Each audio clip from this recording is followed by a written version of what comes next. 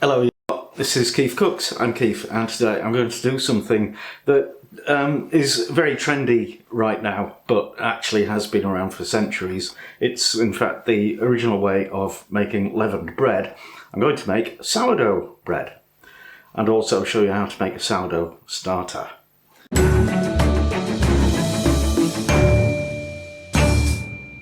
Towards the end of last year, our son came to visit and he brought his sourdough starter and gave us some of it, and also some crumpet rings. So now every weekend we have sourdough crumpets, and it's marvellous. About once a week, sometimes twice, I make a sourdough loaf, and it's also marvellous. I mean, the sourdough bread is just so full of character and flavour and texture and wonderfulness. Yeah, it's great, and it's not hard to do, but it does take time, mostly, just waiting for things to prove. So really you need to allow a couple of days to make a sourdough loaf. So the ingredients for the sourdough bread: I will have 300 grams of sourdough starter, 500 grams of strong white bread flour, 2 teaspoons of demerara sugar, 2 teaspoons of salt, and 250 ml of lukewarm water. Choice of flour is entirely up to you, but strong bread flour is recommended because of its gluten content. And I'm sorry if you can't do gluten. We will get around to doing a gluten-free bread at some point. My starter, I fed it this morning with a cupful of flour and water, so it's nice and fizzy. Right, smells yeasty, which is good. So I will need to feed that again later. Well, when I've done this. 2 teaspoons of salt, 2 of sugar. Jokes about sugar, they're quite rare, but jokes about brown sugar, demerara. Then we'll just get the machine to mix that for us. I'll plug it in first. And when it's kind of all blended, we can add the water. Slowly. So that's all mixed together. And I'm going to swap the paddle for the dough hook.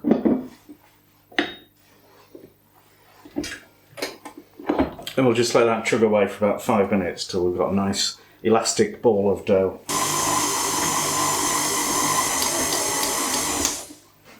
Okay, that's nice. And it's leaving the bowl clean. There it is, look. Now cover it with our beloved plastic film and leave it in a warm place for 2.5 to 3 hours to prove a bit. Because it's sourdough, it takes a long time to prove, and it won't necessarily double in volume on the first prove, so don't be looking for that. Just, hopefully there'll be some action. Right, now I'm blithely saying use 300 grams of sourdough starter. You might have some, you might not, but it's actually quite easy to make your own, so we'll just whiz back in time. I'll do the time machine thing. So to make the starter, I'm kind of fast tracking it. Normally you would spend 5-6 days feeding it every day, once a day, to grow it. I'm going to do it twice a day, and it should be ready in 3 or 4 days. It doesn't matter if it's not for this, because I've actually got the proper starter already started. What you need is flour and water, 1 tablespoon of each. And the flour, you want something that's not over processed, so probably an organic flour if you're organised enough to get some. I haven't, but I'm using this strong bread flour. It doesn't have to be bread flour, it just needs to be flour. And believe it or not, there are natural yeasts in flour. So just mix it to a paste. I'm just adding a tad more water because that just looks too pasty, too thick. I'm using bottled water because the stuff that comes out of the tap is perfectly safe, but it has got fluorine or chlorine in it, or that's that. Damp tea towel, just cover it, leave it in a warm place. There is a radiator down there, so that will do. And come back every 12 hours and repeat the process. So another tablespoon of water and flour. And you do that for the first 2 days, And then on the third day we'll come back and I'll show you what you do from then on. Okay, we're on day 3, so we're ready for the first feed of the day. And this time we use 2 tablespoons of flour and actually about 3 tablespoons of water. I found that really 1 tablespoon of flour doesn't weigh the same as 1 tablespoon of water, so you need more water than 1 tablespoon. So, right, here is the starter. It is bubbly. Haha! So I mentioned earlier that I hadn't got any organic flour, but I bought some yesterday. So I'll use 1 tablespoon of that. But also in this marvellous cupboard, which Mrs. KeefCooks said yesterday, she said, "I love this cupboard." And I said, well, who wouldn't? It's full of flowers. Ha ha ha ha. I discovered a bag of spelt flour, which is an ancient grain that's probably going to have fantastic bits of yeast on it. So I'll use a tablespoon of that as well from now on. So we do this now with 2 tablespoons, twice on day 3, twice on day 4. And then you should have a good bubbly starter, and you can bulk it up from then on and start using it to actually make bread with. So if your sourdough starter doesn't work, there's a few things you can do. One is, I've never had to do this, but I've read that if you just chop up some grapes and throw those in, and I expect you'll filter them out at some point. What's the other thing? You can buy it on Amazon. Which strikes me as a bizarre thing to do, but it can be done, so, you know, there's always hope. Now, I'm going to cover it with our beloved plastic film and leave it in a warm place for 2.5 to 3 hours to prove a bit. Because it's sourdough, it takes a long time to prove, and it won't necessarily double in volume on the first proof, so don't be looking for that. Just, hopefully there'll be some action. Okay, so we've had 2.5 hours proving, and yeah, I told you it wouldn't double in size, but it has grown significantly, so that's good. Now, what I'm going to do is, knock it back, which means to knock all the air out of it, and we want some flour on the worktop, but not that much. So give it a bit of a knead and form it into something a bit like a ball. And now we're going to put it into this proving basket, also known as a banneton. It's kind of traditional. A lot of sourdough has this spiral pattern embossed in its top, and that's because it's been proved in one of those. Problem with these is your dough will want to stick to it, so you've got to kind of temper it, season it. You never ever wash it or immerse it in water. So what I did there was I've just put some rice flour in, which works better as a stick deterrent than regular flour. So you want to get that all the way up to the top of the bowl, and then pop the dough in and cover it with the plastic film, or this bowl actually came with a little elasticated hat, which I like to use. It's kind of rustic. So if you haven't got a banneton, don't worry, you can just use a regular bowl. Right, I'm going to put that back in the warm place overnight. We'll see this baby in the morning.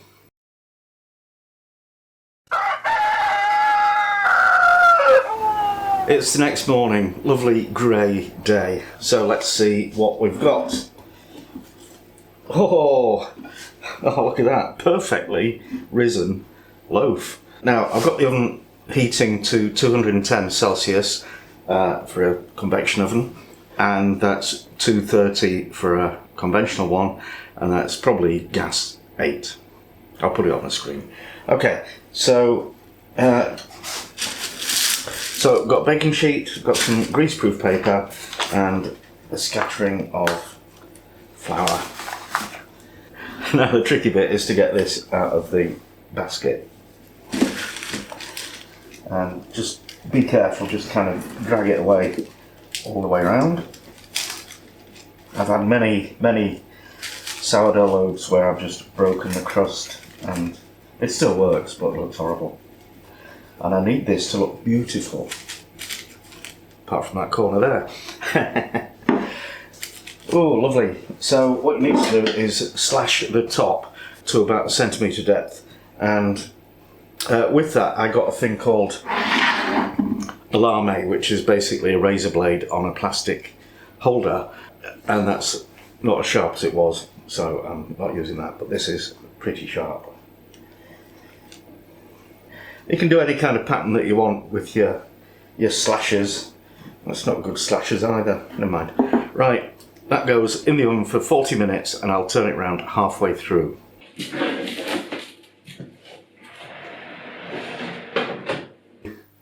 Okay, time's up, so let's get the bread out of the oven. Oh yeah. So interesting slash pattern on the top.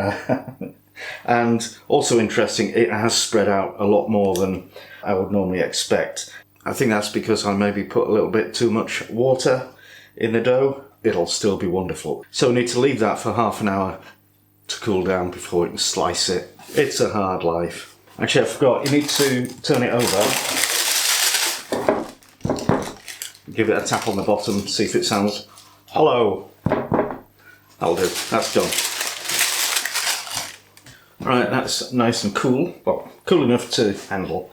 So, I'll put them on the old chopping board.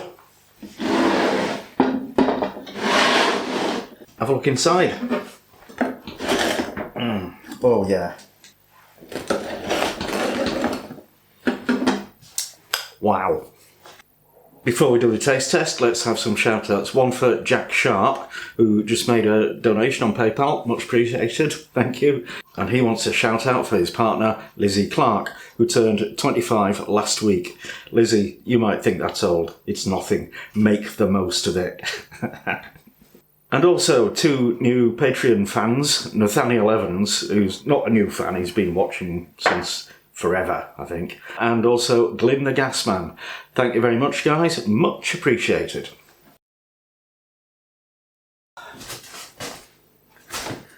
And now it's taste test. Taste test time.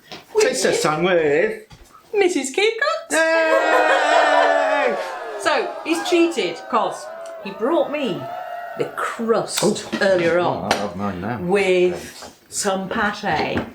And that was evil because I was working and you couldn't eat it. So, but I've had some. Chomp, hello, chomp.